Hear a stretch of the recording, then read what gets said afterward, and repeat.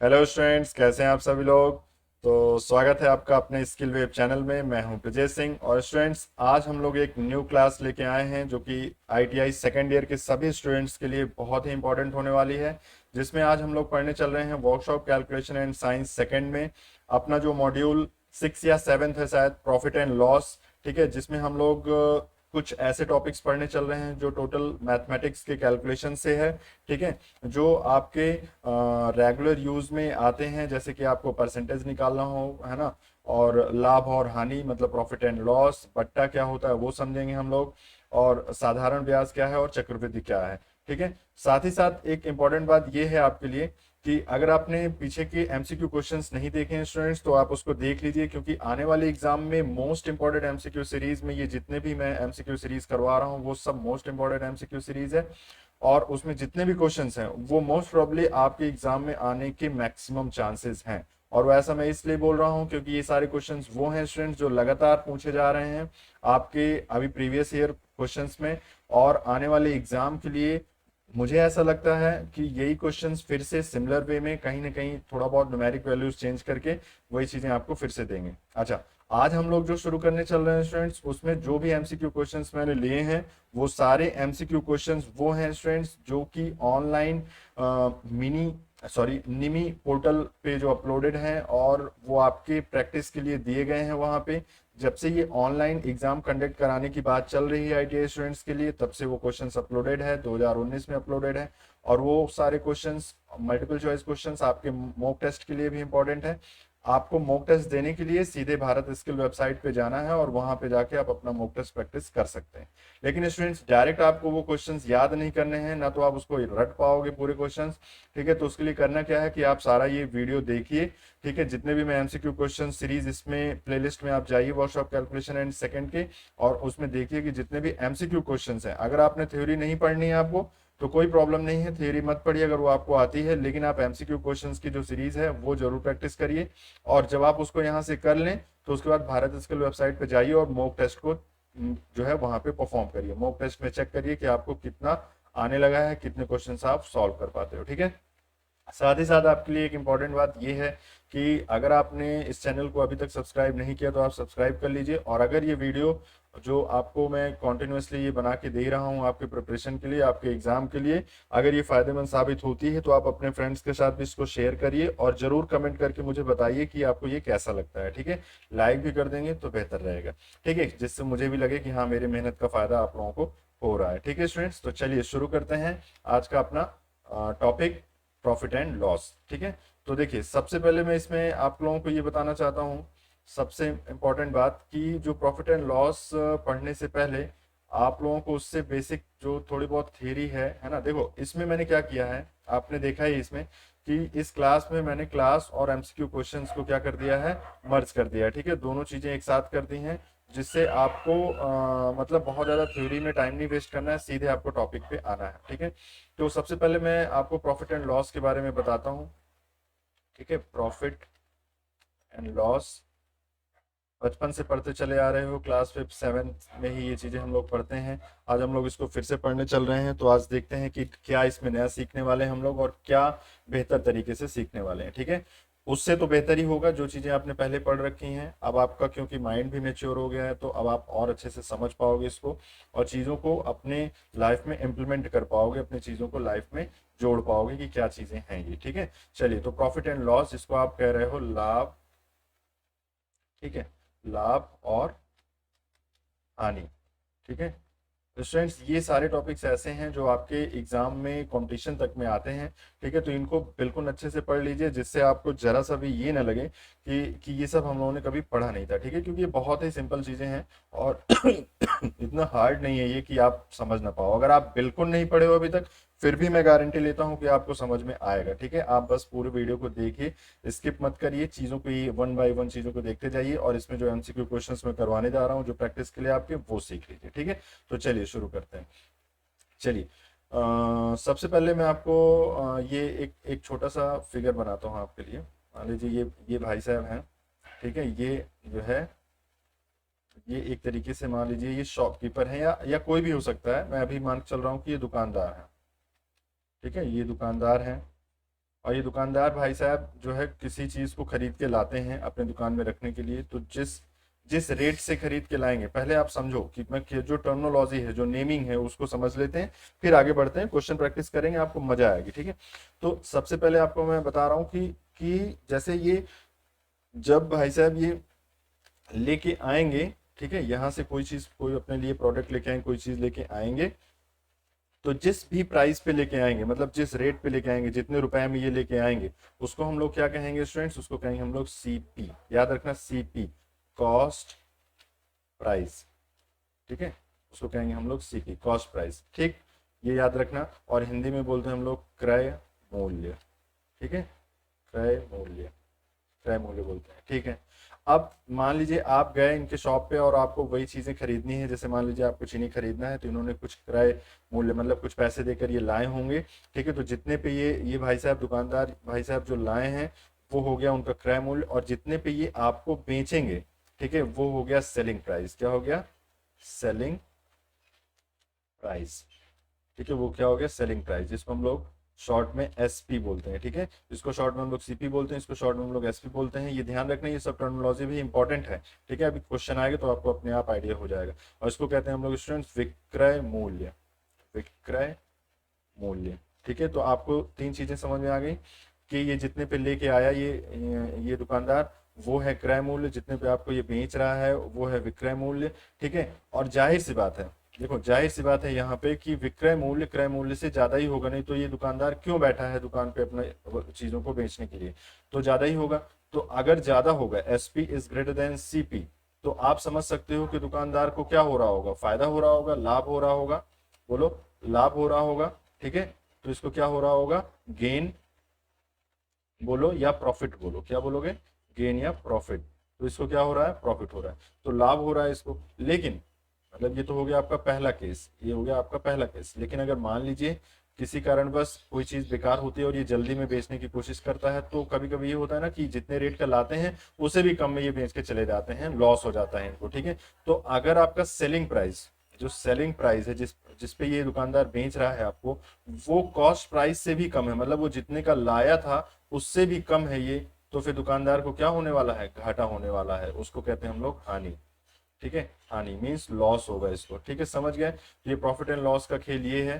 ठीक, तो सिंपल चीज आप समझो कि जितने में लाया वो क्रय मूल्य है, जितने में ये आपको बेच रहा है वो विक्रय मूल्य है। ये भाई साहब है दुकानदार। और ध्यान रखना कि अगर विक्रय मूल्य क्रय मूल्य से ज्यादा होगा तो क्या होगा? इसको प्रॉफिट होगा। और अगर अगर जो है इसका क्रय मूल्य, मतलब जो इसका क्रय मूल्य है वही ज्यादा है सेलिंग प्राइस से, सेलिंग प्राइस मतलब जितने पे आपको बेच रहा है वो कम है जितने पे ये लेके आया था खुद के लिए, तो निश्चित रूप से उसको हानि होगी। ठीक है, तो ये चीजें हैं, तो आपको ये चीजें समझनी थी। साथ ही साथ चलो आपको एक चीज और जोड़ देता हूं मैं इसी में। देखो, सेलिंग प्राइस कॉस्ट प्राइस से ज्यादा होगा तो प्रॉफिट होगा इसको, सेलिंग प्राइस कॉस्ट प्राइस से कम होगा तो लॉस होगा, ये आप समझ गए। सेलिंग प्राइस और जो कॉस्ट प्राइस है वो तो आपको आइडिया हो गया है, लेकिन ये जो लाभ और हानि है ना, लाभ और हानि, हानि ज्यादातर बोली भाषा के टर्म में हम लोग इसको परसेंटेज में बताते हैं। किस में बताते हैं? परसेंटेज में, मतलब प्रतिशत में बताते हैं। कहते हैं इतने प्रतिशत लाभ हुआ या इतने प्रतिशत हानि हुई। ठीक है, तो प्रतिशत में बताया जाता है, ये ध्यान रखो।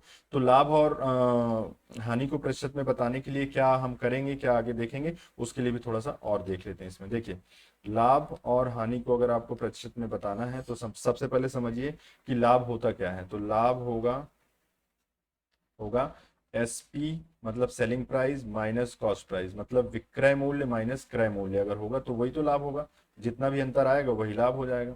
लेकिन अगर हम हानि की बात करें, अगर हम हानि की बात करें तो हानि में क्या होता है? आपको पता है कि सेलिंग प्राइस कॉस्ट प्राइस से कम होगा, मतलब जितने पे बेचेगा वो जितने पे लाया था उससे कम पे बेच रहा है, इसका मतलब कॉस्ट प्राइस ज्यादा है। ठीक है, तो cost price minus selling price, तो अगर ये निकलेगा तो जो भी रिजल्ट यहाँ आएगा वो क्या होगा? हमारा हानि हो जाएगी। ये हानि हो जाएगी, यहाँ लाभ हो जाएगा। ठीक है, लेकिन अगर मैं बोलूँ परसेंटेज में बताओ, ठीक है, तो परसेंटेज अगर लाभ बोलूं, परसेंटेज प्रॉफिट बोलूं, इंग्लिश में भी लिख दे रहा हूँ साथ साथ, परसेंटेज अगर प्रॉफिट बोले, तो आपको जो भी ये लाभ हुआ है, कहने का मतलब लाभ जो हुआ है, मान लीजिए कितने जितने भी रुपए का लाभ हुआ है, ठीक है, उसको आप क्रय मूल्य से भाग दे देंगे। जैसे समझो, मान लो आपको लाभ हुआ 5 रुपए का और 100 रुपए की चीज थी, तो 100 से आपको भाग देना होगा। तो लाभ, और ये 100 है क्या, ये है कॉस्ट प्राइस, ध्यान रखना ये सेलिंग प्राइस नहीं है, कॉस्ट प्राइस है। और इनटू कर दो कितना, 100। ठीक है, तो दिमाग में ये रखना है कि जो लाभ है वो एक तरीके से selling price minus cost price है।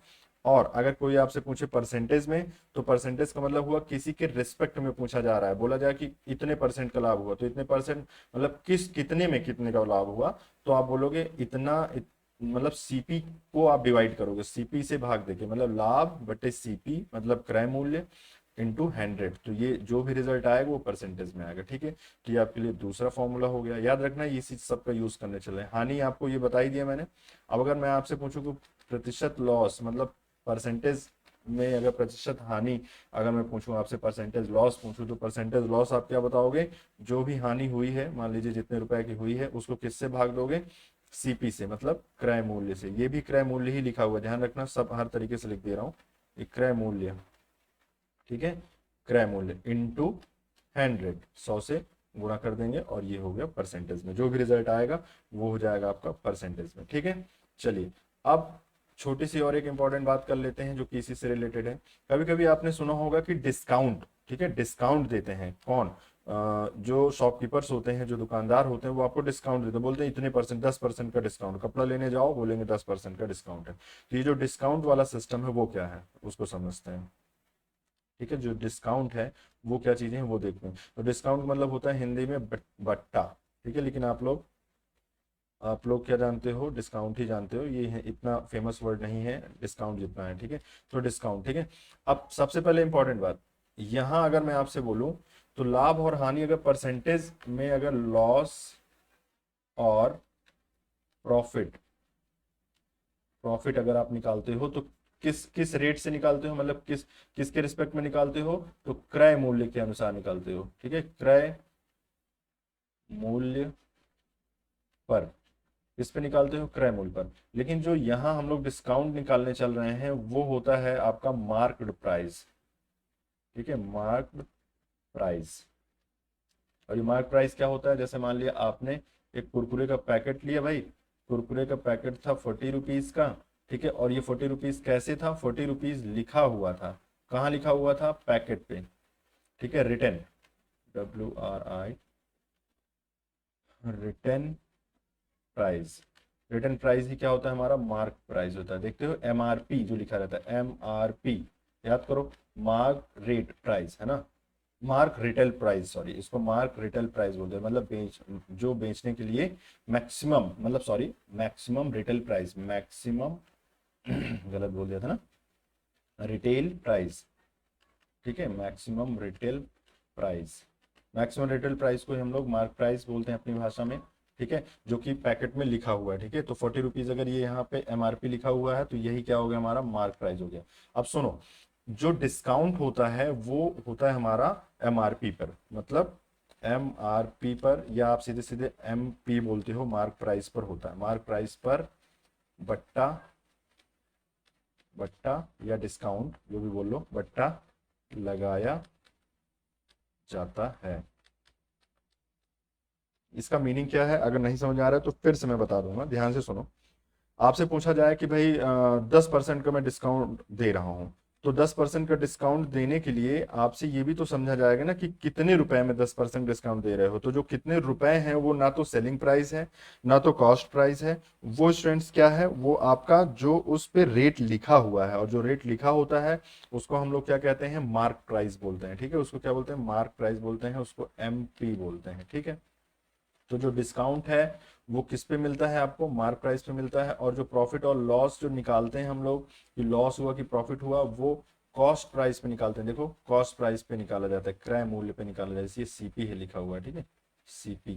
ठीक, तो क्रय मूल्य पे निकाला जाता है। ठीक, लेकिन अगर डिस्काउंट निकालने के बाद आपसे पूछे कि डिस्काउंट निकाल के दिखाओ, तो डिस्काउंट के लिए सबसे पहले आपको क्या पता होना चाहिए, डिस्काउंट के लिए सबसे पहले आपको मार्क प्राइस उसका पता होना चाहिए, ठीक है। मतलब किसी भी चीज का, किसी भी वस्तु का मार्क प्राइस जब पता रहेगा तब आप जो है उस पर निकाल पाओगे कि डिस्काउंट क्या है, ठीक है। आगे ये सब समझ में आ जाएगा। अभी टर्मिनोलॉजी समझो, ठीक है, कि आपको परसेंटेज में निकालना होता है, डिस्काउंट भी परसेंटेज में ही निकालना होता है, ठीक है। इसको भी जनरली हम लोग परसेंटेज में ही लिखते हैं, ठीक है, परसेंटेज डिस्काउंट, ठीक, परसेंटेज डिस्काउंट होता है, ठीक, परसेंटेज में डिस्काउंट निकाला जाता है, ठीक। चलो, तो इतनी बात हो गई। अब छोटी छोटी बातें और हैं जो कि आपका सिंपल इंटरेस्ट और कंपाउंड इंटरेस्ट से रिलेटेड है। तो सबसे पहले सिंपल इंटरेस्ट की बात करते हैं। सिंपल इंटरेस्ट, ठीक है। सिंपल इंटरेस्ट क्या है ये भाई? साधारण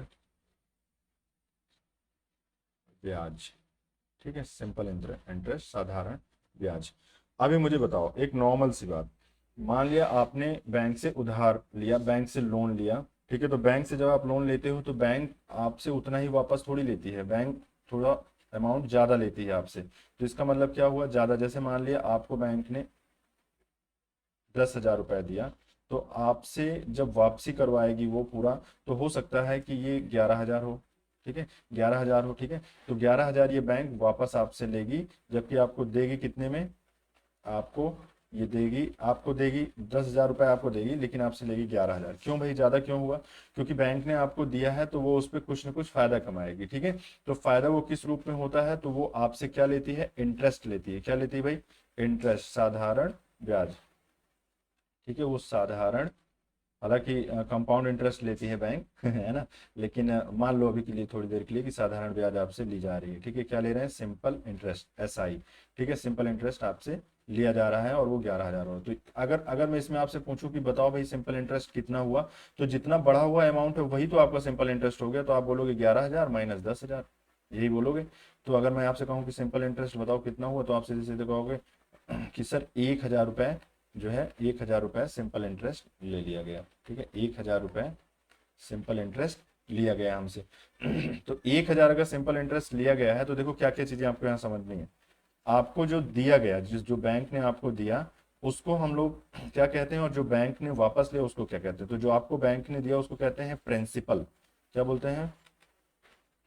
प्रिंसिपल अमाउंट, स्पेलिंग देखिएगा, प्रिंसिपल अमाउंट, PLE, अमाउंट, ठीक है, प्रिंसिपल अमाउंट, ठीक है। और शॉर्ट में इसको P लिखते हैं, और इसी को हम लोग कहते हैं मूलधन। मूलधन याद करो, है ना, पढ़े होगे इसको, मूलधन। अगर हिंदी में पढ़ के आए हो तो मूलधन जानते होगे। और जो स्टूडेंट्स आपसे लिया जा रहा है, बैंक जो आपसे वापस पूरा पूरा रकम जो ले रही है, उसको हम लोग क्या कहते हैं स्टूडेंट्स? उसको कहते हैं हम लोग अमाउंट। अमाउंट ए से वो करते हैं हम लोग, ए से, ठीक है। और इसको कहते हैं हम लोग कुल, कुल धन मान लो, हाँ, कुल कुल लिया गया वापस धन। इसकी हिंदी नहीं याद आ रही क्या है, ठीक है। चलो, अमाउंट इंग्लिश में बोलते हैं और इसको कुल धन बोलते हैं हम लोग, ठीक है। और अमाउंट और ये प्रिंसिपल पी में, पी और अमाउंट ए में अंतर रहेगा, तो उसी को हम लोग क्या कहेंगे? Simple interest. तो सिंपल इंटरेस्ट आपको क्या होगा? अमाउंट जितना आपसे लिया गया और जितना आपको दिया गया था, उसका जो भी ये डिफरेंस होगा वही तो सिंपल इंटरेस्ट होगा, ठीक है। चलो, तो ये हुआ। तो आपको पता चल गया कि मूलधन क्या होता है, जो आपको दिया गया, जितने रुपए बैंक द्वारा, जितना वापस से आपको पूरा करना पड़ा, वो हो गया टोटल अमाउंट, ठीक है। तो ए से रिप्रेजेंट करते हैं उसको हम लोग, ए से शो करते हैं। और उसके बीच का जो गैप है, ठीक है, वो क्या हुआ? सिंपल इंटरेस्ट हो गया, ठीक है। दो चीजें और समझना है। जब बैंक आपसे सिंपल इंटरेस्ट ले रही है तो वो एक तरीके से परसेंटेज में आपसे को आपको बताएगी कि इतना, हम इतने परसेंट इंटरेस्ट लेंगे, ठीक है। इंटरेस्ट जो होगा वो आपका परसेंटेज में बताया जाएगा, ठीक है। तो जो परसेंटेज रेट होगा, ठीक है, जिस रेट से, किस रेट से दे रही, मान लिया R के रेट से दे रही, ठीक है, R% मंथली या एनुअली, ठीक है, एनुअल, एनुअल, या फिर R% मंथली, यही हो सकता है, ठीक है। क्वाड्रेटली भी होता है, लेकिन ऐसे समझो आप, R% मंथली या फिर इतने। अच्छा, कितने समय के लिए दिया गया? भाई समय ज्यादा होगा तो ज्यादा परसेंट, ज्यादा आपको ब्याज देनी पड़ जाएगी। तो टाइम अगर हम लोग शो करें, तो टाइम के लिए हम लोग सिंपली N लिखा करते हैं, ठीक है। तो N को आप चाहो तो ईयर मान लो, ठीक है, या फिर इसको मंथ भी मान सकते हैं, या क्वेश्चन में जो भी गिवन है वो मानो आप, ठीक है। मतलब चाहो तो आप वर्ष मान लो, कितने वर्ष के लिए, या फिर आप महीना मान लो, माह, ठीक है। तो ये चीजें हैं। और रेट क्या है? मतलब दर, जिसको हिंदी में बोलते हो दर, किस दर से दिया गया है ना, तो सिंपल इंटरेस्ट किस दर से आपको दिया गया है वो चीजें यहाँ पे समझना है। ठीक, तो चलो इससे रिलेटेड थोड़ा सा फॉर्मूले हम लोग समझ लेते हैं कि भाई सिंपल इंटरेस्ट कैसे निकाला जाता है। तो सबसे इंपॉर्टेंट बात देखो, नोट करके नोट करो, मतलब नोट करके इसको समझो दिमाग में। पहली चीज जो मैं आपको बताने जा रहा हूँ, अगर आपसे पूछा जाए what is the simple interest, तो इंटरेस्ट जो होगा वो हो जाएगा पी आर टी, या एन ले लो, है ना, इसको टी भी बोल सकते हो, टाइम को कैपिटल टी भी मान सकते हो। तो चलो मैं यहाँ पे टी बना देता हूँ आपके लिए, इसको मैं टी ही अभी मान के चलता हूँ। ठीक है, ये आपके लिए मान लेते हैं ये टी है। ठीक है, ये टी है, पी आर टी बाई 100। ठीक है, जो भी ये निकलेगा वो परसेंटेज में आएगा। याद रखना, जो ये सिंपल इंटरेस्ट है, एसआई है, सिंपल इंटरेस्ट है, वो परसेंटेज में आएगा, P multiplied by R multiplied by T divided by 100। तो ये हो गया। अब अगर आपको इसी में से देखो, अब आप समझो ये क्या है, आई क्या है, सिंपल इंटरेस्ट है, पी क्या है, मूलधन है, मतलब जिसको आप कह रहे हो प्रिंसिपल अमाउंट, आर क्या है, जिस रेट से आपसे ब्याज लिया जा रहा है, और टी क्या है, टाइम, जितने समय के लिए आपको दिया गया। ठीक है, तो उम्मीद करता हूँ ये चीजें आपको एकदम क्रिस्टल क्लियर होंगी। तो फॉर्मूला आपको कौन सा याद है, ये सब चीजें तो नोमेनक्लेचर है ना, ये चीजें मैंने आपको बताया कि कौन सी चीज क्या होती है। जैसे ये प्रिंसिपल अमाउंट है, ठीक है, ये साधारण ब्याज आपसे ली गई, तो जितना आपको वापस करना पड़ा उसको अमाउंट कहते हैं, जितना आपको मिला है वो मूलधन होता है, और जितना गैप है वही सिंपल इंटरेस्ट होता है। ठीक है, जिस रेट से दिया गया आपको, मतलब जैसे मान लो 5% के हिसाब से आपको ब्याज दी गई, ब्याज देना पड़ा, तो वो दर हो गया, और कितने समय के लिए वो टी हो गया। तो वो सारी चीजें यहाँ पे मैंने लिखी हैं। ठीक है, तो ये फॉर्मूला होता है। अगर आपको डायरेक्ट सिंपल इंटरेस्ट निकालना है तो आप ऐसे निकालोगे। ठीक है, अब देखो, अब इसी को चाहो तो आप अलग अलग तरीके से बना लो कि भाई आपको प्रिंसिपल निकालना है, बाकी चीजें दी हैं तो इसको इधर मल्टीप्लाई करके इसको नीचे कर लो। तो एक सिंपल सा सादा सा फॉर्मूला है, इसी के माध्यम से हम लोग सारी चीजें कैलकुलेट कर लेंगे। तो नए नए फॉर्मूले बनाने की जरूरत नहीं है, आपको सिंपल इंटरेस्ट ऐसे करके निकालना है। ठीक है, चलो एक और स्लाइड ले लेते हैं, एक और स्लाइड ले लेते हैं, उसके बाद फिर क्वेश्चंस पे सीधे आते हैं। एक स्लाइड इसलिए ली गई है जिसमें मैं आपको बता सकूं कि कंपाउंड इंटरेस्ट क्या होता है। ठीक है स्टूडेंट्स, तो देखिए ये जरूरी था, अगर मैं इसको बताऊंगा नहीं आपको तो आप सीख नहीं पाओगे। ठीक है, और चीजें और कॉम्प्लिकेटेड लगेंगी, इसी वजह से ये चीजें मुझे करनी पड़ रही हैं। तो इसको आप पढ़िए, उसके बाद फिर आप क्वेश्चन प्रैक्टिस करिए। थोड़ी सी लेंदी भले हो जाएगी क्लास, लेकिन आपको पूरी कंप्लीट बातें मैं बता रहा हूँ यहाँ पे। ठीक है, कुछ चीजें छोड़ नहीं रहा हूँ। ठीक है, चलो आओ, तो अब सिंपल इंटरेस्ट हो गया। ठीक है, कंपाउंड इंटरेस्ट की बात करते हैं। ठीक है, COUND, कंपाउंड इंटरेस्ट, जिसको हम लोग इंग्लिश में बोलते हैं CI। ठीक है, इसको कहते हैं चक्रवृद्धि ब्याज। क्या बोलते हैं स्टूडेंट्स, चक्रवृद्धि ब्याज, चक्रवृद्धि ब्याज। ठीक है, हिंदी में चक्रवृद्धि ब्याज बोलते हैं। आओ देखते हैं, देखो सिंपल इंटरेस्ट और चक्रवृद्धि सेम वही कहानी है। ठीक है, जो आपको मिला, मतलब जैसे मान लिया ये बैंक है, ठीक है, वही कहानी फिर से मैं बोल रहा हूँ, जो आपको मिला, ठीक है, उसको हम लोग कहेंगे प्रिंसिपल, जो आपने बैंक को वापस किया, ठीक है, उसको कहेंगे अमाउंट, जो इन दोनों का जो गैप है, ठीक है, जो इन दोनों का गैप है वही वही क्या हो जाएगा, आपका इंटरेस्ट। क्या हो जाएगा, इंटरेस्ट। मतलब अगर यहाँ पे मैं बोलूँ कि CI क्या है, मतलब कंपाउंड इंटरेस्ट क्या है, तो मूल जो अमाउंट है माइनस प्रिंसिपल है। ठीक है, तो ये हो गया ऐसे। परसेंटेज में अब निकालोगे तो परसेंटेज के लिए मैं बता दूंगा, अभी परेशान ना हो। ठीक है, ऐसे करो, पहले ऐसे सीखो। ठीक है, तो ये हो गया। अच्छा, बैंक ने कुछ रेट लगाया होगा, तो मान लेते हैं आर के रेट से दिया, R% के रेट से दिया, और कितने टाइम के लिए दिया, तो मान लेते हैं N टाइम के लिए दिया। अब N आपका ईयर में भी हो सकता है, मतलब वर्ष हो सकता है, ठीक, और मंथ भी हो सकता है। ठीक है, मंथ में भी आपसे लिया जा सकता है, मंथली भी हो सकता है। ठीक है, तो ये होगा माह, तो माह के साथ भी हो सकता है। तो चीजें वही हैं, लेकिन अंतर क्या है फिर, कंपाउंड और सिंपल इंटरेस्ट में अंतर क्या है। अब चीजों को समझो, जरा ध्यान से समझना, बहुत आसानी से आपको समझ में आ जाएगा, बस थोड़ा ध्यान से मेरी बातों को सुनना। बैंक ने आपको दिया, ठीक है, मान लेते हैं बैंक ने आपको 10,000 रुपए दिया, वैसे ही मैं फिर वही पुरानी बात कर रहा हूँ, 10,000 रुपए आप बैंक से ले आए, ठीक है, 2 साल के लिए, मान लेते कितने साल के लिए, 2 साल के लिए, 2 ईयर के लिए ले आए, 5% के रेट से मान लिया आपने लिया। तो अभी मुझे बताओ, जैसे मान लिया, या 100 रुपए ले लो, और सिंपल से ले लो, जिससे आपको एकदम इजी ढंग से समझ जाए, इतना ज्यादा बड़ा अमाउंट नहीं लेते हैं, आपको एकदम से इजी तरीके से बताने के लिए मैं 100 रुपए के हिसाब से चल रहा हूँ। ठीक है, मान लीजिए 100 रुपए आपने कहीं से उधार लिया, 2 साल के लिए लिया, 5% के हिसाब से लिया। ठीक, 5% कैसे, और मंथली, मंथली, ठीक है, मंथली, ठीक है, मंथली लिया। अब आपने मान लिया 4 महीने बाद लौटाया, 4 महीने के लिए आपने लिया है, ठीक है, 4 मंथ के लिए लिया है। तो अभी मुझे बताओ, 100 रुपए का 5% कितना होगा? 100 का 5%, मतलब 100 रुपीज का अगर मैं आपसे बोलूँ कि 5% कितना होगा, तो आप बोलोगे सर 5 रुपए। ठीक है भैया, आप बोलोगे ना 5 रुपए, 100 का 5% मतलब 5 रुपए। ठीक। और इसी तरीके से अब मैं बोलूँ कि ये 4 महीने के लिए, तो एक महीने में, पर मंथ, एक माह में 5 रुपए आपको मिल रहे हैं, मतलब आपको देने पड़ेंगे। भाई आपने उधार लिया 100 रुपए, आपने 4 महीने के लिए उधार लिया, मतलब ये टाइम आपको दिया गया, टी टाइम दिया गया कि आपने 4 महीने के लिए, तो एक पहले महीने में आपको कितना देना पड़ा? 5 रुपए। अगर ये साधारण ब्याज होता, ध्यान से सुनना, अगर ये सिंपल इंटरेस्ट होता तो पहले महीने में 5 रुपए, इसी तरह दूसरे महीने में भी 5 रुपए।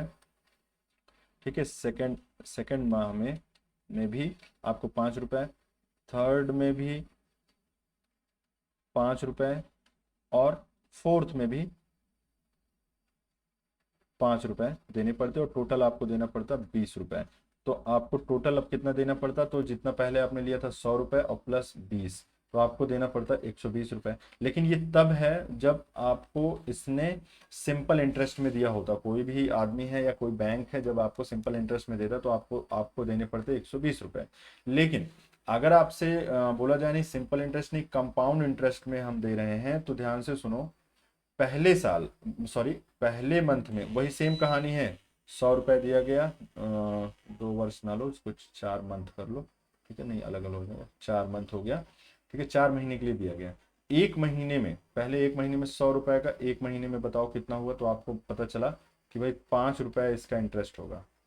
भाई पहले महीने में तो दोनों बराबर ही होगा, 5% के हिसाब से 5 रुपए हुआ। लेकिन जब आपका दूसरा महीना आएगा तो 100 रुपए पे तो ब्याज लगेगी ही लगेगी, 5 रुपए पे भी ब्याज लगेगी। ठीक है, इस 5 रुपए जो बढ़ गया उस पे लगी, तो मतलब अब टोटल कितने पे ब्याज लगेगी? 105 रुपए पे आपको 5% के हिसाब से ब्याज देनी होगी। यहाँ 5% के हिसाब से 5, तो ये क्या हो जाएगा? थोड़ा 5 रुपए से ज्यादा हो जाएगा, 5 दशमलव समथिंग कुछ और हो जाएगा। ठीक है, मान लो 5 दशमलव जो भी है ना, 5 दशमलव में यहाँ पे कुछ और लिखोगे वो आएगा। फिर फिर जब जब आपका तीसरे माह की, ये पहले माह में है, ठीक, ये सेकंड माह में है। अब आपका तीसरे माह में अगर मैं बोलूं तो 105 तो ऑलरेडी था ही, और ये 5 और हो जाएगा, तो मतलब मान के चलो कि 111 के समथिंग ये कुछ आ गया, जो भी मानो, है ना। अभी ओरल बस ऐसे ही समझा रहा हूँ आपको। 111 के आसपास इसका 5% फिर निकालोगे, तो 5% निकालोगे तो फिर से लगभग 6 रुपए के आसपास में यहाँ देने पड़ेंगे। फिर ये 6 रुपए यहाँ जुड़ जाएंगे, तो 100 कितना हो गया, 117 लगभग आसपास। तो फिर से इसका 5% निकालोगे, फिर ये कुछ आएगा, तो मान लिया लगभग 7 रुपए के आसपास आता है। तो आपने क्या देखा? आपको टोटल ब्याज कितनी देनी पड़ी 4 माह में? 4 माह में आपने, देखो जब आपने सिंपल इंटरेस्ट देखा था तो यहाँ देखो, यहाँ ये 20 रुपए देने पड़े, लेकिन यहाँ जब जोड़ोगे तो ये 20 से कहीं ज्यादा हो जाए। जैसे मान लो समथिंग, ये मान लो 5.2 था, 5 5 10, 10.2, 10 6 तो 16। ठीक है, और 7 कितना हुआ? 4 23। ठीक है, 23.2 हुआ। तो अभी मुझे बताओ कि 23.2 रुपए 20 रुपए से ज्यादा हुआ। ठीक है, तो देखा जाए तो कंपाउंड इंटरेस्ट क्या है? इंटरेस्ट पे भी इंटरेस्ट, मतलब जो आपका इंटरेस्ट अमाउंट है उस पे भी क्या होगा? ब्याज लगेगी। ब्याज पे ब्याज लगने वाला जो सिस्टम है वो चक्रवृद्धि ब्याज है। ठीक है, ब्याज पर ब्याज। ठीक है, जो भी मंथ डिसाइड होता है कि इतने महीने में इतना ब्याज लगेगा, तो उस महीने के बाद जब क्रॉस करेगा तो अगले महीने में ब्याज पर भी ब्याज लगेगी, बस इतना सा अंतर है। जबकि सिंपल इंटरेस्ट पे ब्याज पे कोई ब्याज नहीं लगती, जो आपका मूलधन है, जो पी था, ठीक है, उसी पे हर महीने ब्याज लगती है। लेकिन यहाँ पे जो मूलधन है और जो ब्याज है वो जुड़ती चली जाती है, और ब्याज पे भी आपको अलग से हर महीने ब्याज देना पड़ता है। तो ये अंतर है बेसिकली। ठीक है, तो उम्मीद करता हूँ आपको समझ में आया होगा। ठीक है, तो चीज़ें आपको लगभग आधे घंटे हो गई इसको बताते हुए, लेकिन स्टूडेंट्स ये आपके लिए ज़रूरी था। अगर ये आप ना समझ पाते तो फिर आगे जो क्वेश्चन सब मैं करवाने चल रहा हूँ, पहला क्वेश्चन स्टार्ट कर रहे हैं हम लोग आगे, वो आपको समझ नहीं आता। तो उम्मीद करता हूँ ये चीज़ें बहुत सिंप्लीफाइड वे में, जितनी चीज़ें आपको जरूरत थी वो मैंने आपको बताई। थोड़ी मोड़ी एक दो चीज़ें और हैं जो मैं तुरंत अभी आपको बता ही देता हूँ इसी लगातार। ठीक है, तो वो है आपका इसका फॉर्मूला। ठीक है, तो फॉर्मूले जरा देख लो कैसे कैसे फॉर्मूले इसमें अप्लाई करने होते हैं। तो पहला फॉर्मूला आपको कंपाउंड इंटरेस्ट निकालने के लिए जब आपसे पूछा जाए, तो कंपाउंड इंटरेस्ट निकालने के लिए सबसे पहले आपको बताना है कि भाई कंपाउंड इंटरेस्ट किस चीज़ का डिफरेंस है? आपका अमाउंट जो आपसे लिया गया और मूलधन जितना आपको दिया गया था, इन दोनों का डिफरेंस है। तो जो अमाउंट है वो तो ठीक ही ठीक है, लेकिन जो प्रिंसिपल है, ठीक है, मतलब जो जो प्रिंसिपल है वो तो ठीक है, जो अमाउंट है वो चेंज होता है। ठीक, तो पहली चीज तो आप ये याद कर लो। अच्छा, अब अमाउंट आप जान लो कि अमाउंट क्या है, इसमें अमाउंट है क्या। तो अमाउंट पहले आप समझो, अमाउंट कैसे निकाल पाओगे, तो आप जब कैलकुलेट करोगे कि भाई कितना आया, कैसे अमाउंट निकल पाएगा वो देखते हैं। तो अमाउंट होता है, देखो स्टूडेंट्स, पी मतलब ये मूलधन, ब्रैकेट में 1 + R/100 की पावर n। ठीक है, जहाँ पे आपको सब कुछ मैं एक बार बता देता हूँ, जहाँ पे ए क्या है, अमाउंट है, कुल कुल धनराशि। ठीक है, इसका हिंदी आप समझ लेना क्या है, कुल धनराशि इसको बोलते हैं, इसको कहते हैं मूलधन। ठीक है, आर क्या है, दर। ठीक है, परसेंट में इसको निकाला जाता है। ठीक है, एन क्या है, समय। ठीक है, और समय को आप या तो वर्ष में इसमें बोला जाएगा, या तो आपको पूछा जाएगा माह में। ठीक है, तो ये चीज़ें हैं, तो ये सारी चीज़ें भी दिमाग में रखो। ठीक, और उसके बाद फिर जो सी आई है, जिसको आप सीधे सीधे आई भी बोल सकते हो कभी कभी, उसको हम लोग बोलते हैं चक्रवृद्धि ब्याज। ठीक, क्या बोलते हैं, चक्रवृद्धि ब्याज। ठीक है स्टूडेंट्स, उसको क्या कहते हैं, हम लोग चक्रवृद्धि ब्याज बोलते हैं। ठीक है, तो ये चीजें हैं, तो आपके पास दो फॉर्मूले हैं। तो अब अगर आपको सी आई निकालना है यहाँ से, तो सी आई के लिए आप सीधे सीधे लिखोगे पी 1 + R/100 की पावर n माइनस पी। तो पी अगर कॉमन ले लोगे तो पी, ठीक है, तो ये हो जाएगा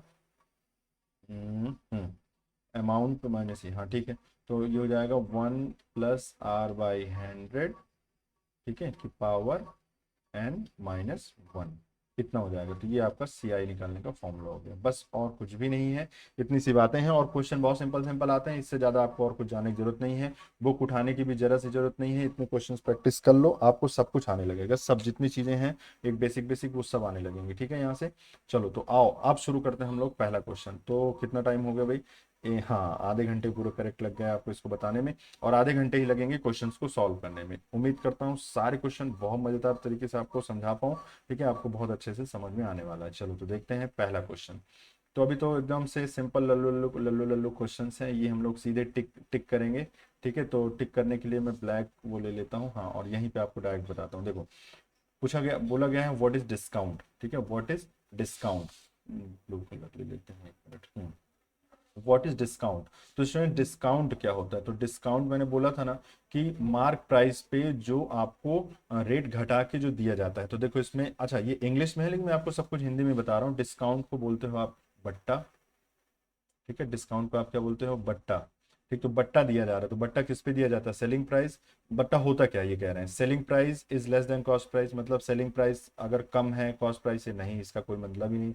सेलिंग प्राइस ज्यादा होता है, इसका भी कोई मतलब नहीं। बट्टा क्या है, the reduction given to the selling price of a product, मतलब जो रिडक्शन करते हैं हम लोग, जो रिडक्शन करते हैं मतलब जो कमी करते हैं हम लोग, किस पे, सेलिंग प्राइस पे। अच्छा, इसमें देखो सेलिंग प्राइस दिया है, हालांकि थोड़ा ये मिस्टेक है, ये एक तरीके से मार्क प्राइस होता है, याद कर लो, है ना, ये बिल्कुल कंफ्यूज मत होना, भले इसमें दिया हुआ है लेकिन मार्क प्राइस पे होता है। ठीक है, अच्छा, सेलिंग प्राइस को ही हम लोग मार्क प्राइस बोल देते हैं अगर हम लोग मान लो कोई ऐसा प्रोडक्ट बेचते हैं जिसमें दुकानदार अपने मन से रेट डिसाइड कर ले। जैसे मान लो अगर वो 38 रुपए की 38 रुपीज पर केजी चीनी बेचता है। ठीक है, एक एक केजी 1 केजी चीनी 38 रुपए में बेचता है, तो यही इसका क्या हो गया, सेलिंग प्राइस हो गया। अब 38 रुपए में अगर वो चाहे तो आपको डिस्काउंट दे सकता है, तो मार्क प्राइस कभी कभी सेलिंग प्राइस बोली जा सकती है, इतनी इसलिए दिक्कत नहीं है। ठीक है, तो अच्छा ये क्या है, तो बोली जा सकती है। ठीक है, तो आंसर यही आपका सही है, सी आंसर सही है। ठीक है, selling price plus discount, discount plus selling price, ये तो पूछ रहा है व्हाट इज डिस्काउंट, है ना, तो आपका आंसर कौन सा हो गया, सी आंसर बिल्कुल सही हो गया। ठीक है, चलो अगला क्वेश्चन देखते हैं। अगला क्वेश्चन है आपका व्हाट इज प्रॉफिट। ठीक है, मतलब लाभ क्या है, इनका कहना है व्हाट इज लाभ, लाभ क्या है भाई, what is a profit, profit क्या है, लाभ क्या है। तो लाभ आपको मैंने बताया था ना, लाभ आपको मैंने बताया था विक्रय मूल्य माइनस क्रय मूल्य। ठीक है, क्या बताया था मैंने लाभ, तो लाभ मैंने बताया था आपको विक्रय मूल्य मतलब selling price minus cost price. ठीक है, तो selling price minus cost price को ही हम लोग लाभ बोलते हैं। देखो सेलिंग प्राइस मतलब एसपी माइनस कॉस्ट प्राइस। ठीक है, ये तो पहला आंसर बिल्कुल आपका सही हो गया। ठीक है, चलो तो बस ऐसे ही है छोटे छोटे क्वेश्चंस, इसको करते चलेंगे हम लोग, मजेदार तरीके से समझ में आएगा। ठीक है, ठीक है, आओ आओ देखते हैं अगले क्वेश्चन को। हाँ, अगला क्वेश्चन है what is the term, what is the term. ठीक है, देखो बिल्कुल मत घबराना कि इंग्लिश में लिखा है, सब मैं एकदम प्योर हिंदी में बता रहा हूँ, इसमें बिल्कुल डरना नहीं, ठीक है। डरने की जरूरत नहीं है, ये सब हिंदी में बहुत सिंपल सिंपल सा टर्म है, ठीक है। इतनी चीजें वैसे भी आनी चाहिए आपको, और अगर आप बिल्कुल नहीं जानते हो तो फिर आपको इंग्लिश और हिंदी में अंतर ही नहीं आना चाहिए। भाई मैंने बोला सेलिंग प्राइस क्या होती है, तो आपको सेलिंग प्राइस समझना है कि सेलिंग प्राइस सर ने बोला है कि जिस प्राइस पे दुकानदार आपको सामान देगा वो हो गया आपका सेलिंग प्राइस, ठीक है। तो सेलिंग प्राइस आपको समझ, तो यहाँ पे बोला गया है कि कह रहे हैं कि व्हाट इज द टर्म, क्या कहा जाता है, if A article, article means कोई वस्तु, ठीक है, वस्तु इज परचेज्ड मतलब खरीदी जाती है, ठीक है। तो दुकानदार अगर कोई चीज खरीद के लाता है तो उसको क्या कहते हैं हम लोग, कॉस्ट प्राइस बोलेंगे हम लोग। भाई जैसे मान लिया एक आदमी है, ठीक, ये है, ये जितने में खरीद के लाता है उसको कॉस्ट प्राइस बोलते हैं, जितने में ये खुद बेचेगा उसको सेलिंग प्राइस बोलते हैं। तो कह रहा है जितने में परचेज्ड मतलब परचेज मतलब खरीदी जाती है, ठीक है, परचेज्ड, जितने में परचेज की गई है, जितने में खरीदी गई है, ठीक है, जितने में खरीदी गई उसी को हम लोग कहते हैं हम लोग कॉस्ट प्राइस, ठीक है। तो उसको क्या कहते हैं हम लोग स्टूडेंट्स, कॉस्ट प्राइस। तो बी आंसर बिल्कुल सही हो गया, ठीक है। चलो और नेक्स्ट क्वेश्चन देखो भाई, what is the expansion of SP, ठीक है। तो what is the expansion of SP, तो एसपी का एक्सपेंशन क्या है, कई बार मैंने बताया आपको कि इसका मतलब होता है सेलिंग प्राइस। क्या होता है स्टूडेंट्स, सेलिंग प्राइस। तो आपका आंसर सामने नजर आ रहा है, ये आंसर नंबर सी बिल्कुल सही हो जाएगा, ठीक है। चलो आगे बढ़ते हैं, कुछ नहीं है, देखो अगर आपने पढ़ लिया थ्योरी जो इसमें मैंने आपको बता दी, कॉन्सेप्ट्स बता दिए, वो अगर आपने समझ लिया तो इसमें इसको बताने में जरा सी दिक्कत नहीं आने वाली, ठीक है। आपको कह रहे हैं which is the short form of profit and loss, profit and loss मतलब लाभ और हानि को शॉर्ट तरीके से कैसे लिखा जाता है। तो आपको बता दूं कि पी से प्रॉफिट, एल से लॉस, बस यही इसका सही आंसर है, ठीक है। जैसे जैसे हम लोग बोलते हैं प्रॉफिट, प्रॉफिट तो प्रॉफिट को पी से लिखेंगे, और लॉस अगर हम लोग बोलेंगे तो एल से सिंपली लिख देंगे। तो ये है इसका सिंबल लिखने का, है ना। ये तो ये कोई खास क्वेश्चन नहीं है, तो ना नेमिंग पूछी जा रही, शॉर्ट फॉर्म है ना, इतना कोई हार्ड नहीं। आगे आएंगे जो क्वेश्चन अच्छे, उसमें अच्छे से हम लोग टाइम देंगे, ठीक है। चलो आओ इसमें इसमें देखते हैं, what what is denoted as I, I से क्या डिनोट करते हैं हम लोग, तो आई से इंटरेस्ट शो करते थे, बताओ। हम लोगों ने एस आई पढ़ा था, उसको मैंने आई बोला था, मैंने कहा आई है तो ये क्या है, सिंपल इंटरेस्ट है। इस तरह सी आई बोलो, उसको भी आई से आप लिख सकते हो, उसको कहते हैं कंपाउंड इंटरेस्ट है। तो आई से क्या डिनोट करते हैं इसमें हम लोग स्टूडेंट्स, आई से इंटरेस्ट मतलब ब्याज, क्या शो करते हैं, ब्याज, ठीक है। चलो आओ, ठीक है, ये सब ब्लैंक ही जा रहा है क्योंकि ये सब क्वेश्चन इतने लल्लू लल्लू हैं कि इसमें कुछ करना ही नहीं है, ठीक है। चलो कह रहे हैं how the principal is denoted in simple interest, ठीक है। How the principal, principal means क्या होता है, मूल धन, मूलधन मतलब जितना आपको मिला है या जितना आपने किसी को दिया है, ठीक है। मतलब दिया है कि इन द सेंस कि जैसे मान लिया आपने उधार लिया कहीं से, तो जितना आपको मिला है वही आपका मूलधन हुआ आपके लिए, ठीक है, मूलधन। और जितना आप दोगे वो क्या है, कुल अमाउंट, अमाउंट जिसको कहते हैं हम लोग इंग्लिश में, ठीक है। तो डिनोटेड, हाँ denoted in simple interest calculation, simple interest calculation में प्रिंसिपल कैसे डिनोट करते हैं, तो पी से करते हैं, ठीक है। तो ये भी कुछ खास नहीं है, ए आंसर इसका बिल्कुल सही है, ठीक है। चलो आओ आगे देखते हैं भाई।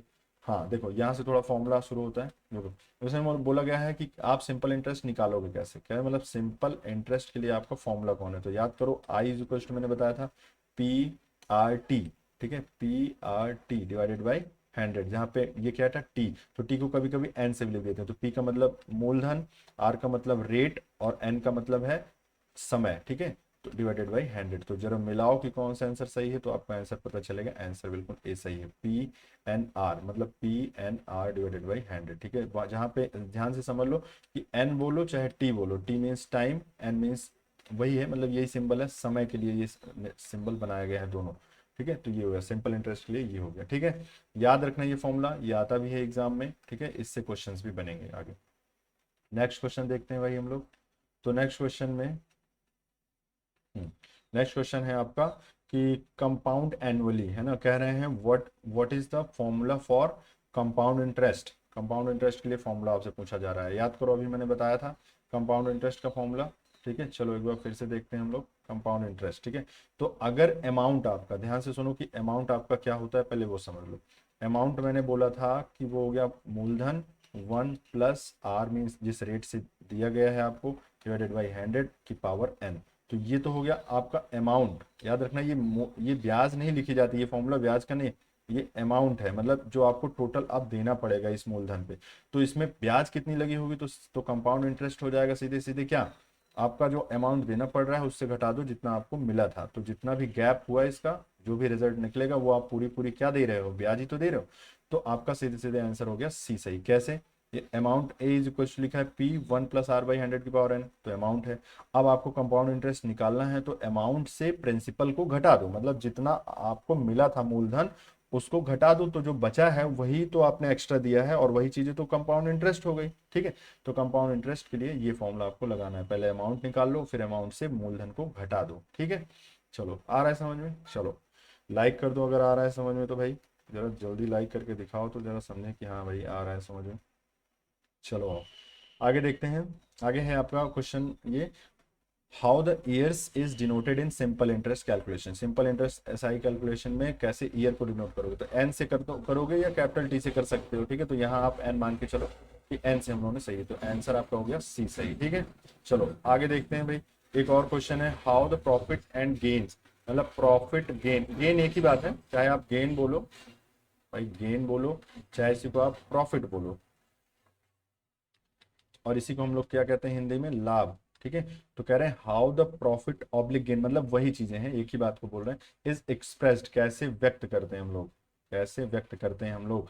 तो रुपए से तो व्यक्त करते नहीं हम लोग, परसेंट, मैंने बोला था ना ज्यादातर हम लोग परसेंटेज में हम लोग लाभ और हानि को बताते हैं, है ना, परसेंटेज में लाभ और हानि को की चर्चा करते हैं। ठीक है, जब परसेंटेज के हिसाब से बोलते हैं ना कि इतने परसेंट लॉस हुआ, इतने परसेंट प्रॉफिट हुआ, तो सी आंसर बिल्कुल सही हो गया। ठीक है, चलो आओ आगे देखते हैं भाई। एक क्वेश्चन है आपका फॉर्मूला ऑफ लॉस। ठीक, तो फॉर्मूला ऑफ लॉस तो आप सिंपली ये जानते हो। ठीक है, लॉस का मतलब है भाई आपका कॉस्ट प्राइस ज्यादा होगी किससे, सेलिंग प्राइस, तो सेलिंग प्राइस आप घटा दोगे।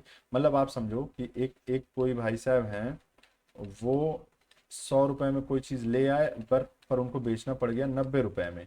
ठीक है, तो इसका मतलब क्या हुआ, भाई साहब को घाटा लग गया। ठीक है, तो अगर आपसे इससे पूछा जाए व्हाट इज द लॉस, तो आप सीधे सीधे क्या बोलोगे भाई, 100 - 90, मतलब 10 रुपए का घाटा लगा है भाई, इनको घाटा लॉस हुआ है। ठीक है, 10 रुपए का इनको हानि हुई है, 10 रुपए की इनको लॉस हुआ।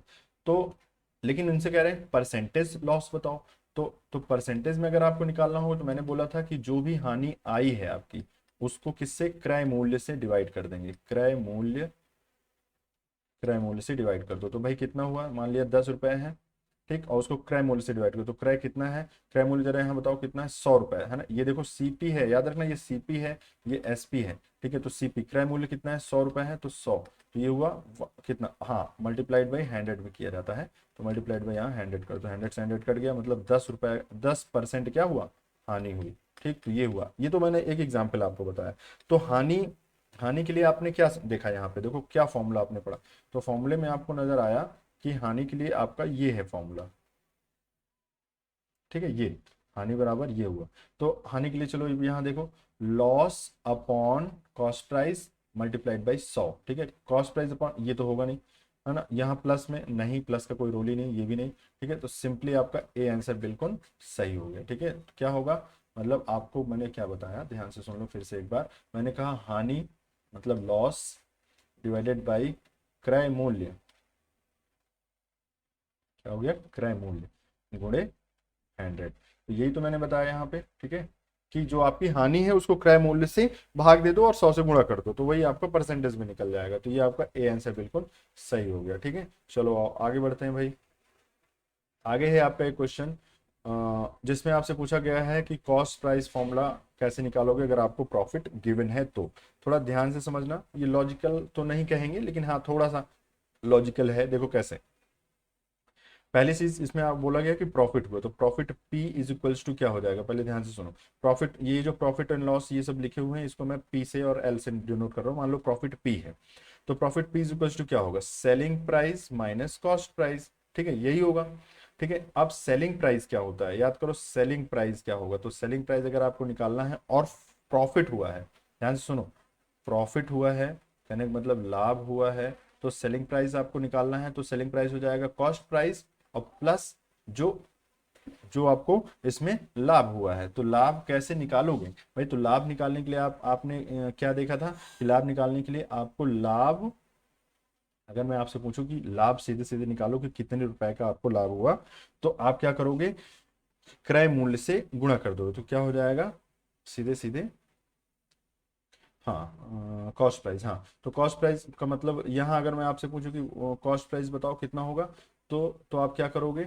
अगर ये परसेंटेज में दिया है, ध्यान से सुनो, ये पहले तो यहाँ परसेंटेज में होना चाहिए, ये तो सीधे सीधे रुपए में होना चाहिए, ये भी रुपए में होना चाहिए, ये भी रुपए, तभी तो ये रुपए में है। लेकिन अगर मान लो परसेंटेज में दिया है, तो क्या करोगे? तो उसको आप हटा लोगे। परसेंटेज को आप कैसे हटाओगे? तो परसेंटेज को हटाने के लिए क्या करते हैं, देखो, एसपी सेलिंग प्राइस बराबर कॉस्ट प्राइस प्लस लाभ। लाभ अगर ये सिंपल ऐसे निकालना है और आपको परसेंटेज के फॉर्मूले में यहाँ दिया गया, अगर मैं बोलूँ कि परसेंटेज में यहाँ लिखना है आपको डायरेक्ट, तो आप लिखोगे लाभ किसमें? लाभ निकालोगे परसेंट में, और डिवाइड कर दोगे स्टूडेंट्स कितना?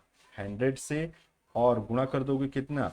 सीपी से, ठीक है, कॉस्ट प्राइस से गुणा कर दोगे। ठीक, ध्यान रखना इस बात को। अभी मैं फिर से, चलो अलग से मैं बताता हूँ। अगर आपको लाभ परसेंटेज में निकालना है तो क्या करते थे बताओ? लाभ परसेंट निकालना है तो जो लाभ आपका रुपए में आता था, जैसे रुपए में जो लाभ आता था उसमें करते थे कॉस्ट प्राइस से डिवाइड इनटू 100। तो अगर आपको परसेंटेज में यहाँ लिखना है, परसेंटेज में लिखना है तो, है ना, जैसे कायदे से तो इसको ये लिखना था हमें, ठीक है, सही मायने में तो हमको यहाँ ये चाहिए, तो ये चाहिए तो जरा इसको निकालो रुपए में। रुपए में देखो, हमको रुपए में चाहिए, तो रुपए में यहाँ निकालने के लिए क्या करोगे? आप इसको इधर मल्टीप्लाई करोगे तो हो जाएगा लाभ परसेंटेज में जो भी था, 5%, 6%, यहाँ लिखोगे, मल्टीप्लाइड बाई सीपी, तिरछा गुणा करोगे सीपी, ठीक है, फिर 100 से भाग दे दोगे तो ये हो गया 100। ठीक, तो बराबर ये किस में आ जाएगा? लाभ इन रुपए। रुपए में लाभ आपको पता चलेगा, तो रुपए में ही लिखना है, तो रुपए वाला लाभ ये पूरा ऐसे लिखोगे। तो देखो मैंने वही यहाँ लिखा है, ये देखो, ये वही लिख दिया है मैंने। अब इसको थोड़ा सा सॉल्व करोगे तो आपको समझ में आएगा कि सीपी क्या होता है। तो जरा इसको मैं यहाँ से यहाँ ले आता हूँ और आप देखो कि सीपी क्या होता है, ठीक है।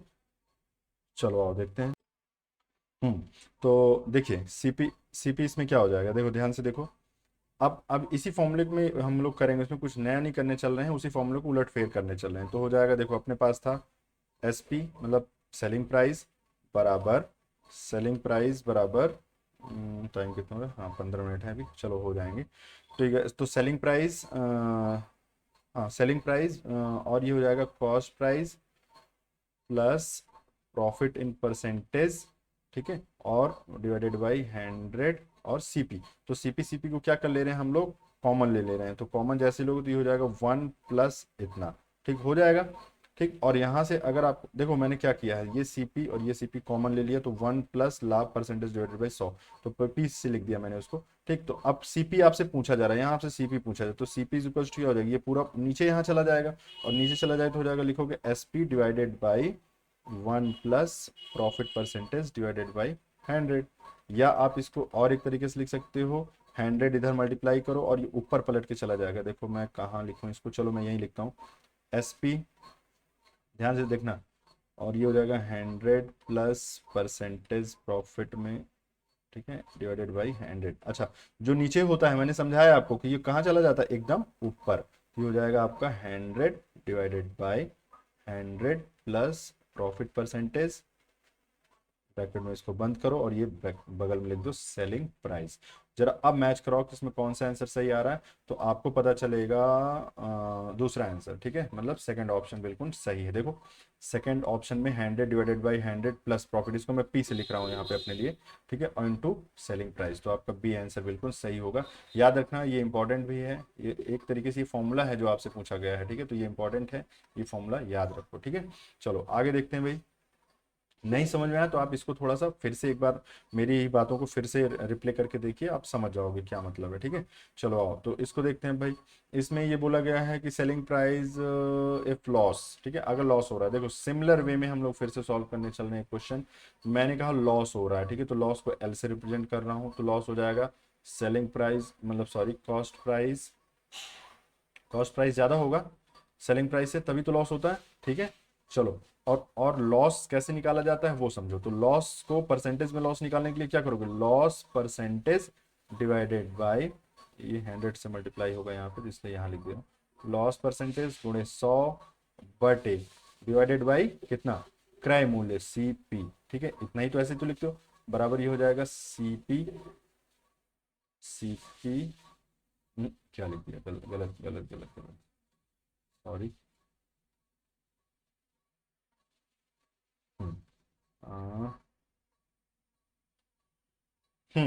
तो अगर मैं इसको परसेंटेज में लिखना चाहूँ तो आप लिखोगे percentage percentage loss into C P divided by 100। ठीक है, और वो बराबर हो जाएगा C P minus S P के। ठीक, कैसे आ रहा है, अब सोच रहे हो कैसे आ रहा है ये। ठीक है, तो देखो चलो मैं बता ही देता हूँ। याद करो, अगर लॉस आपको गिवन है और परसेंटेज लॉस आपसे पूछा जाए कि परसेंटेज लॉस कितना, तो आप बोलोगे लॉस मतलब हानि, इसको एल से अभी शो कर रहे हैं, डिवाइडेड बाय क्रय मूल्य जिसको सीपी से कर रहे हैं, मल्टीप्लाइड बाय 100। तो अगर मैं ये निकालना चाहूँ तो आप इसको इससे मल्टीप्लाई करोगे, डिवाइडेड बाई 100 करोगे। तो अगर मैं बोलूँ हानि बताओ, तो हानि एल सीधे सीधे लिखना चाहो जो कि आप यहाँ लिखने की कोशिश कर रहे हो, तो ये हो जाएगा percentage L into C P divided by 100। यही तो होगा। तो वो चीज़ें मैंने यहाँ लिख दिया। देखो अब क्या करो, यहाँ पूछा क्या गया है भैया आपसे, S P, find S P. हाँ, देखो यहाँ पूछा गया what is the formula to find selling price if there is a loss. ठीक है, तो if there is a loss, तो लॉस अगर बोला गया है तो इसका मतलब क्या है, सेलिंग प्राइस आपसे पूछा गया है, लॉस हो रहा है। ठीक है, तो सेलिंग प्राइस आपको यहाँ पे बताना है। ठीक, तो सेलिंग प्राइस बताना है तो आपको सेलिंग प्राइस हो जाएगा। देखो सेलिंग प्राइस के टर्म में तो होगा नहीं, तो ये और ये तो गलत ही हो गया, कॉस्ट प्राइस और कॉस्ट प्राइस के फॉर्म में आएगा। तो यहाँ से देखो, यहाँ सेलिंग प्राइस ये होगा, कॉस्ट प्राइस यहाँ, सेलिंग प्राइस इधर कर दो, कॉस्ट प्राइस इसको ये वाला पूरा पोर्शन इधर ले आओ। तो क्या हो जाएगा भाई, सेलिंग प्राइस आपने इधर कर दिया, इसको इस साइड ले आए तो सेलिंग प्राइस हो गया, और कॉस्ट प्राइस माइनस ये पूरा इधर जब पक्षांतर हो जाएगा तो कितना हो जाएगा, परसेंटेज लॉस, चाहे मैं जैसे लिखूं, चाहे इस तरह लिखूं, चाहे ऐसे लिख दो, into CP divided by 100। CP common ले लो, तो सीपी कॉमन ले लिए जब, तो ये हो जाएगा 1 minus percentage loss divided by 100, या ये हो जाएगा CP 100 minus percentage loss divided by 100। अब बताओ कौन सा आंसर सही है। तो ये गलत ही था पहले ही। ठीक है, तो अब आप आंसर बताओ कि कौन सा सही है। तो आपको पहले इसमें पता चल रहा है कि डी आंसर बिल्कुल सही है, 100 minus loss percentage divided by 100। तो 100 minus loss percentage divided by 100 into CP.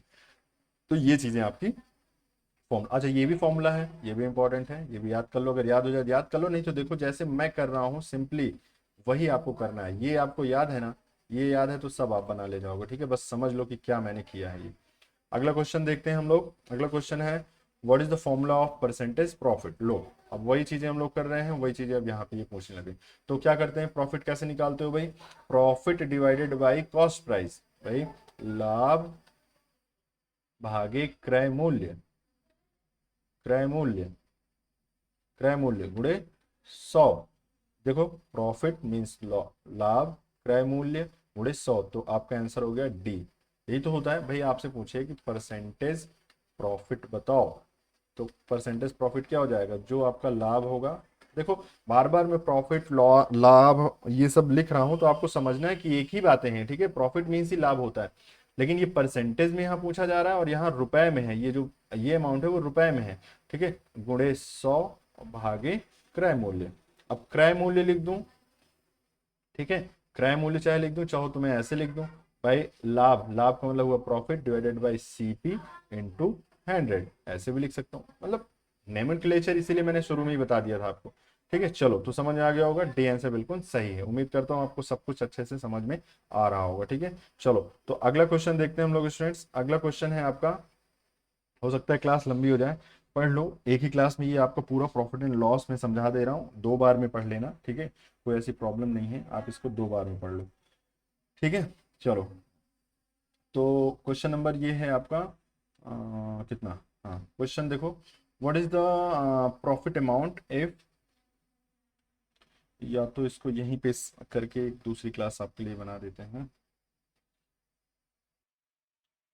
Students ये क्लास लंबी हो जाएगी, ठीक है। अभी क्वेश्चंस और हैं, आप प्रैक्टिस कराना है, और वो सारे क्वेश्चन मैं आपको प्रैक्टिस कराऊंगा जरूर, क्योंकि वो बिल्कुल डेफिनेटली एकदम से अनुमानित है कि वो आएगा क्वेश्चन। तो आज आप यहीं तक करो, और 206 नंबर से हम लोग अगली क्लास में उसको करने चल रहे हैं, जो कि आपको नेक्स्ट क्लास में मिल जाएगा, ठीक है। तो ये 7th क्लास है, और प्लस आपके एमसीक्यू क्वेश्चन थे। लास्ट वाली एक और एमसीक्यू क्वेश्चन होंगे, जिसमें आपको लगभग हाँ 15-16 क्वेश्चन मिलेंगे, जो कि 30-35 मिनट में लगभग खत्म हो जाएगा। तो आज इतना ही पढ़ लीजिए, ठीक है, और उम्मीद करते हैं सारी चीजें समझ में आई होंगी, ठीक है। तो क्वेश्चन नंबर 206 से लेके 218 तक अभी हम लोग एक नेक्स्ट वीडियो लेंगे, ठीक है, जिसमें 7 जो ये है आपका जो जो आज की क्लास है, उसके बाद एक एमसीक्यू क्वेश्चन सीरीज ले लेंगे, किस पे बेस्ड, प्रॉफिट एंड लॉस पे, ठीक है, प्रॉफिट एंड लॉस पे। और साथ ही साथ simple interest and compound interest पे एक क्लास ले लेंगे, ठीक है। तो आज के लिए इतना ही स्टूडेंट्स, ठीक है। नेक्स्ट क्लास में मिलते हैं आपको, तब तक के लिए जो है पढ़ते रहिए एकदम दम लगा के, और भरोसा करिए ये सारे क्वेश्चंस जो भी मैं यहाँ पे बता रहा हूँ, निश्चित रूप से आपके एग्जाम में कहीं ना कहीं ये टकराने वाला है, ठीक है। तो इस भरोसे के साथ आप इसको पूरे क्वेश्चन एकदम बढ़िया से प्रैक्टिस कर लीजिए। और हाँ, मैंने कहा था कि मैं डिस्क्रिप्शन में इसकी लिंक दे रहा हूँ आपको, उस लिंक पे आप क्लिक करके डायरेक्ट मॉक टेस्ट इसका परफॉर्म कर सकते हैं, ठीक है। डायरेक्ट आप मॉक टेस्ट करिए इस क्वेश्चंस को प्रैक्टिस करने के बाद। एक एक जो उससे और है, जो ये क्वेश्चंस 10-12 क्वेश्चंस और बचे हैं, इसको करने के बाद हम लोग, हाँ 14 क्वेश्चन जो बचे हैं, इसको करने के बाद आपको मॉक टेस्ट की लिंक पे जाना है, और भारत स्किल वेबसाइट से प्रैक्टिस करना है। और कहीं मत जाइए, केवल उतनी प्रैक्टिस करिए, आप बहुत अच्छे नंबर से पास हो जाएंगे, बिल्कुल परेशान होने की जरूरत नहीं है, ठीक है। चलिए आगे बढ़ते हैं, और आगे क्या बढ़ते हैं, सॉरी ठीक है, नेक्स्ट नेक्स्ट जो है लेक्चर में मिलते हैं आपसे। तब तक के लिए बहुत बहुत धन्यवाद, और चैनल को सब्सक्राइब कर लीजिए, लाइक कर लीजिए, ठीक है, और शेयर कर दीजिए स्टूडेंट, जिससे और लोगों को भी इसका बेहतर बेनिफिट हो जाए, ठीक है। चलिए ठीक है, थैंक यू।